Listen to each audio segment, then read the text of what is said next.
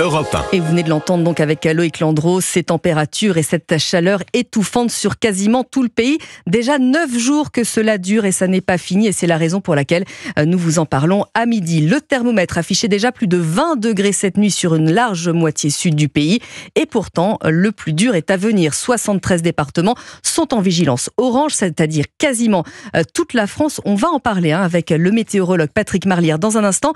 Mais avant cela, on va essayer de comprendre un phénomène. Le phénomène, Antoine Bienvaux, c'est un dôme de chaleur qui s'est en fait installé sur l'Hexagone. Eh bien, ce dôme de chaleur, comme on l'appelle, c'est en fait un anticyclone qui se pose sur un territoire et qui y reste pendant plusieurs jours. En clair, c'est comme si vous mettiez un immense couvercle sur la France et que celui-ci empêchait la chaleur de s'évacuer naturellement par le haut, comme dans une casserole.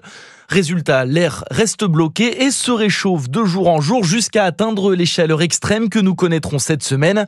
C'est d'ailleurs exactement le même phénomène qui s'était produit lors de la canicule d'août 2003. Alors cette canicule version 2025, elle devrait durer 4 à 6 jours, donc moins longtemps qu'en 2003, mais avec des températures pouvant tout de même atteindre les 41 degrés, notamment en Île-de-France d'ici mardi. On ne devrait pas battre le record de chaleur nationale enregistré en 2019 dans l'Hérault avec 46 degrés à l'ombre, mais la journée de mardi pourrait être au niveau national l'une des plus chaudes jamais enregistrées.